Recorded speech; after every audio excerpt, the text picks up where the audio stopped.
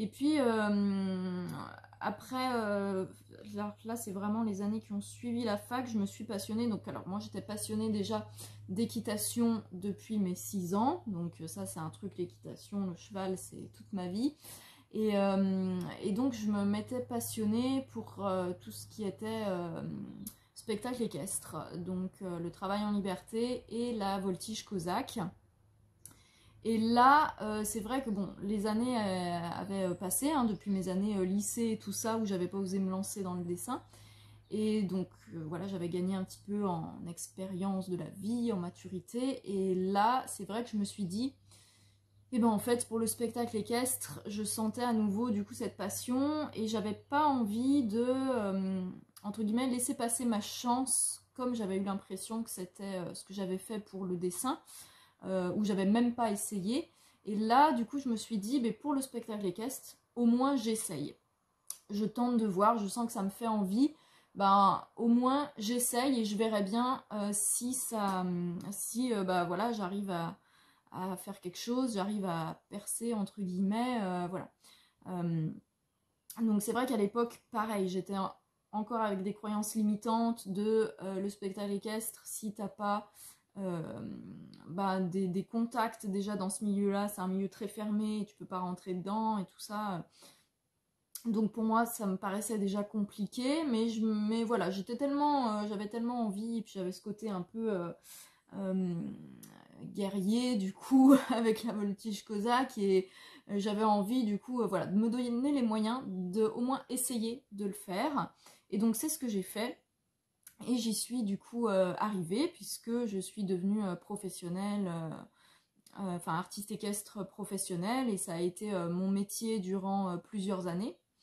Donc ça a été des années alors difficiles par rapport à certains points mais que j'aborderai pas ici parce que c'est pas le sujet et sur d'autres points quand même très riches au niveau bah voilà, expression artistique, performance sportive, voilà. Donc ça a vraiment été un métier passion dans lequel enfin voilà, je me suis beaucoup épanouie par rapport à certains aspects durant plusieurs années, jusqu'à ce que je sois obligée donc d'arrêter puisque j'ai eu des soucis de santé qui m'ont forcé à arrêter, voilà, tout simplement.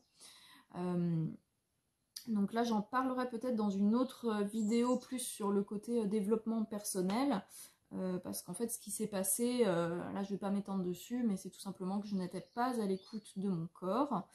Je ne ressentais pas quand j'étais fatiguée, je ne ressentais pas quand j'étais blessée, tellement j'étais en passion pour mon métier. Et du coup, mon corps en a eu marre et il m'a mis un gros stop au bout de plusieurs années à ne pas être écouté. Donc voilà. Du coup, j'ai d'abord pensé que j'allais pouvoir reprendre. Je me suis dit, bon d'accord, ok, j'ai compris, faut que je prenne soin de moi, faut que je sois à l'écoute de mon corps.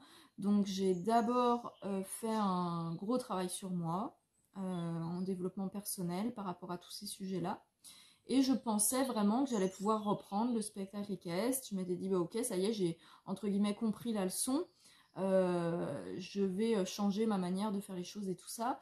Et puis en fait, mon corps, je pense que mon corps ne me faisait pas confiance par rapport à ça, ou voilà, que ma voix était ailleurs. Donc en fait, je n'ai jamais récupéré mes capacités physiques à 100%. J'ai gardé des problèmes de santé chronique et j'ai compris au bout d'un moment que bah, le spectacle c'était fini pour moi, qu'il fallait du coup que je me trouve un autre métier parce que je ne pouvais pas rester sans métier comme ça, voilà.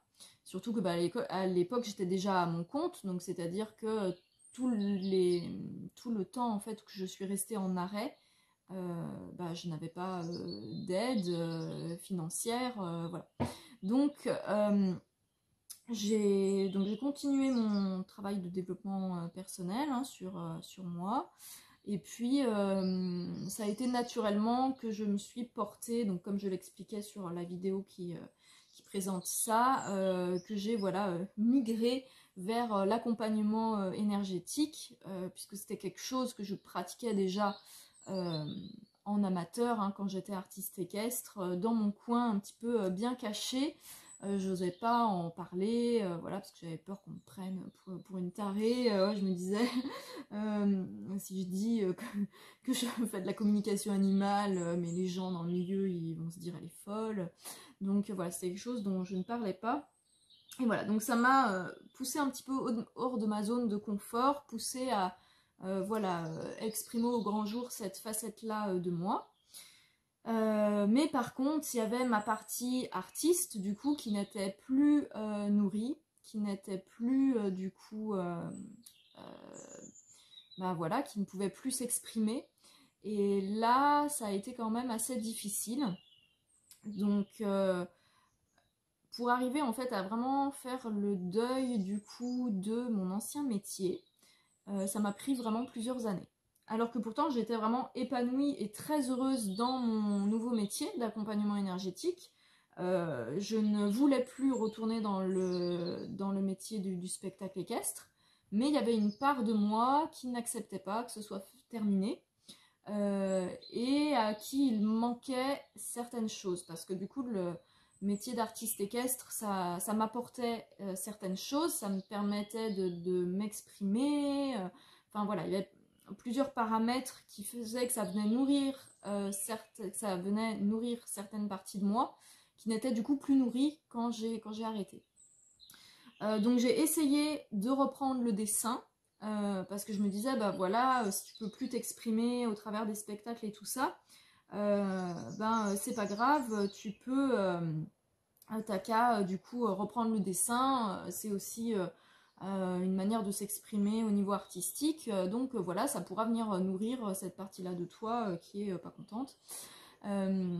Sauf que j'ai voulu reprendre les dessins, et donc pendant plusieurs années, hein, pendant toutes ces années, et ça ne marchait pas. J'arrivais pas à faire ce que je voulais, entre ce que j'avais en tête et le rendu après qu'il y avait sur le papier, ça matchait pas, du coup j'étais frustrée, j'étais énervée, et je pense aussi à l'époque qu'il y avait une partie de moi qui bloquait au niveau du dessin, parce que c'était cette partie de moi qui n'avait pas complètement fait le deuil du spectacle équestre, et donc qui n'était pas d'accord pour qu'on aille exprimer notre côté artistique par un autre biais que par celui du spectacle équestre.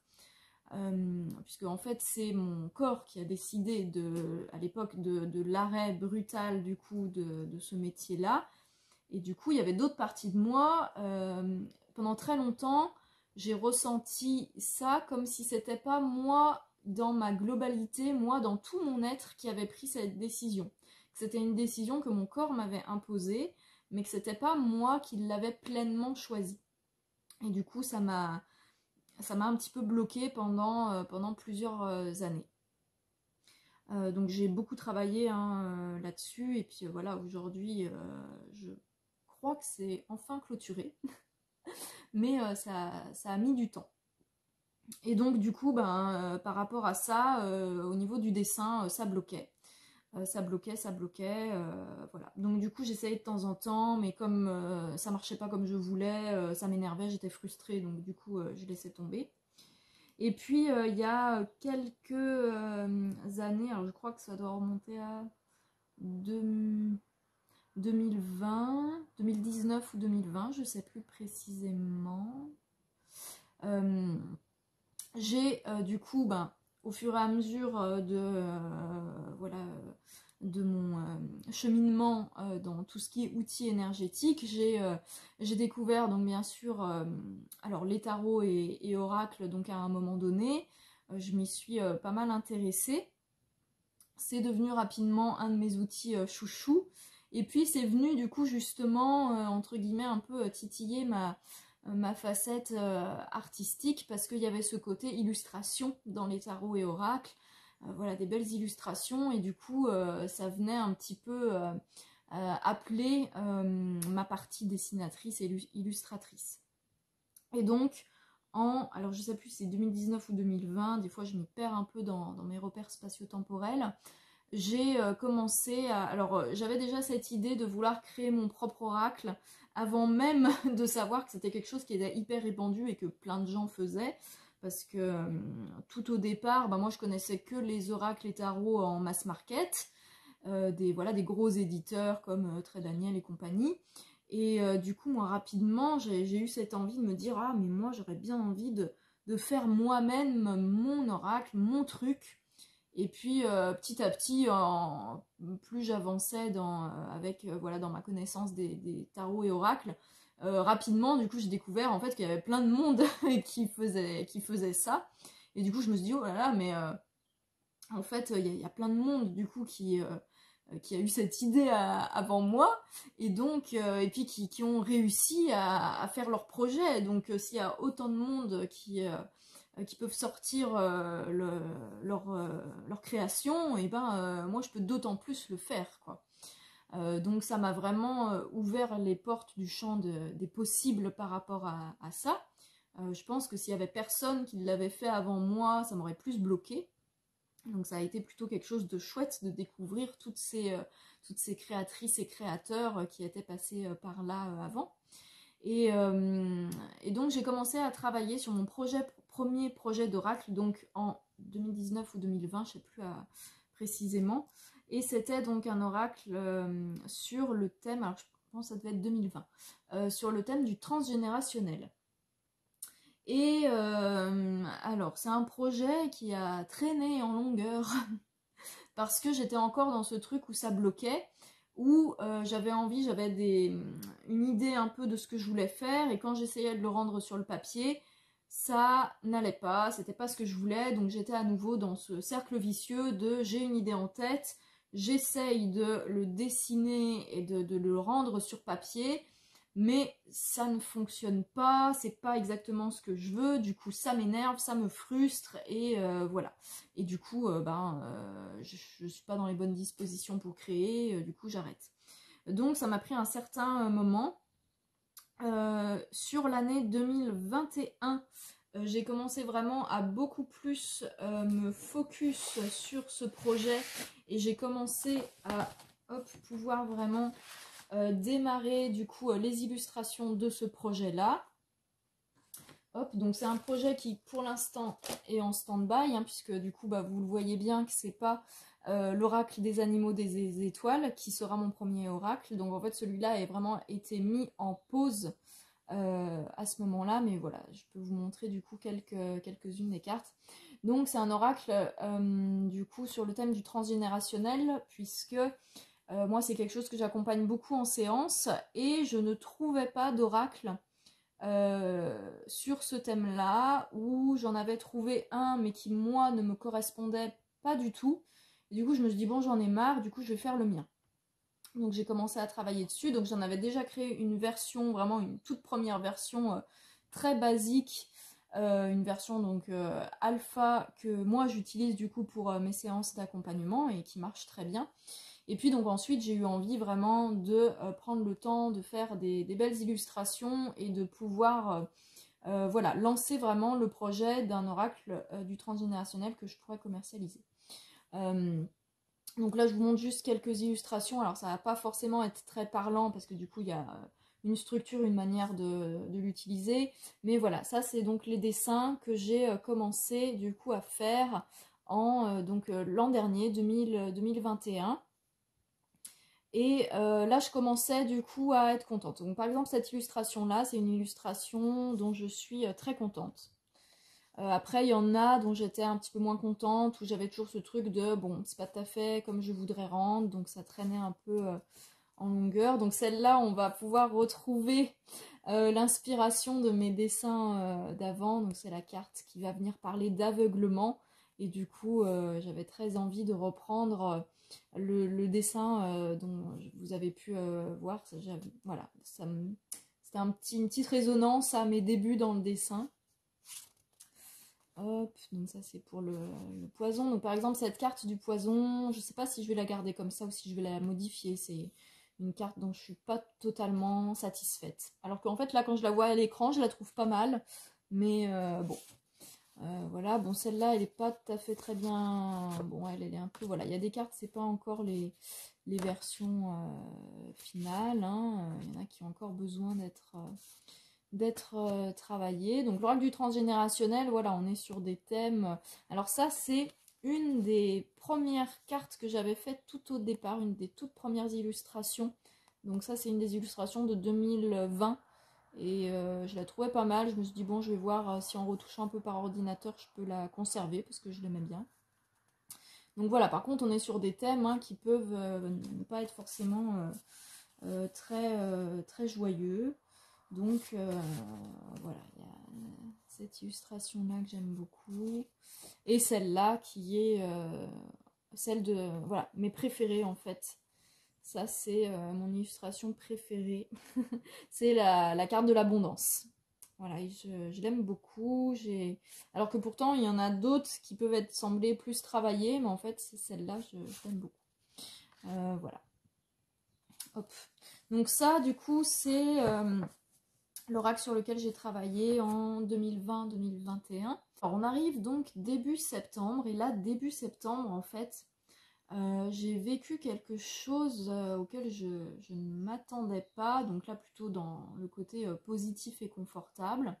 Donc début septembre, je suis prévenue genre une semaine avant, en gros, enfin voilà, tout se fait très rapidement.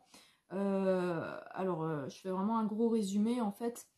J'ai l'opportunité de pouvoir refaire alors c'était même pas un numéro de spectacle, hein, c'était une démonstration commentée, mais du coup de mes disciplines de spectacle équestre, avec mes chevaux, dans mon village. Voilà, pour une petite fête qui se passait au village où je suis. Et donc du coup je sens que par rapport à mes capacités physiques c'est ok, parce que du coup il n'y a pas à déplacer les chevaux en camion et tout ça, donc il n'y a pas toute cette fatigue là et toute cette organisation là. Comme c'est de la démonstration commentée, physiquement c'est moins intense qu'un numéro de spectacle.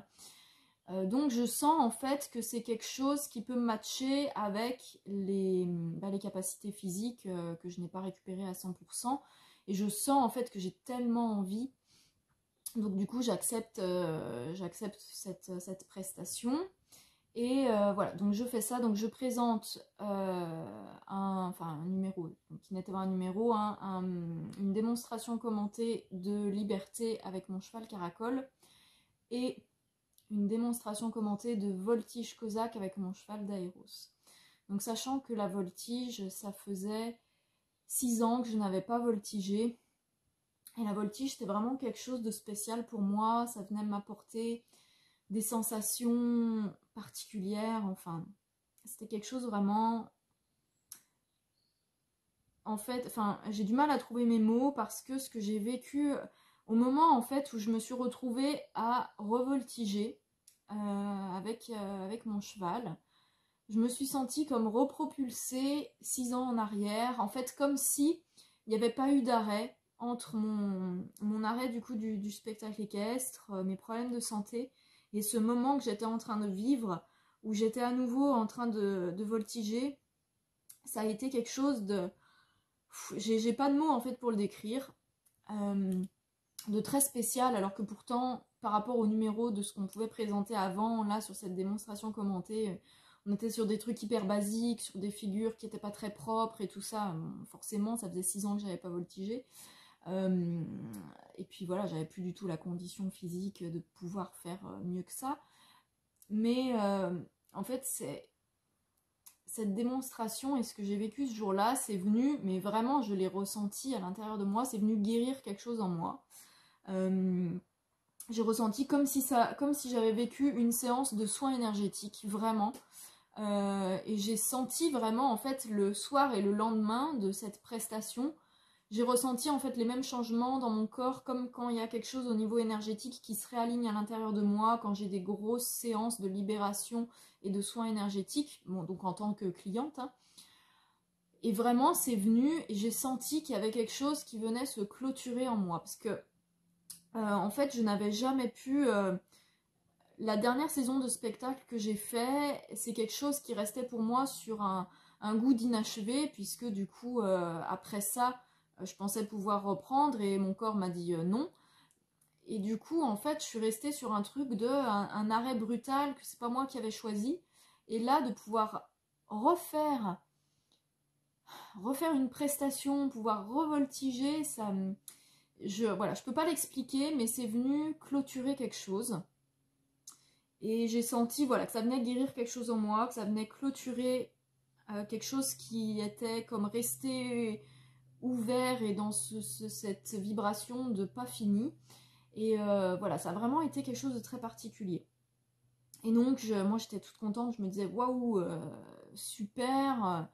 Et donc ça, c'était début septembre. Et puis ensuite, fin septembre, un autre événement.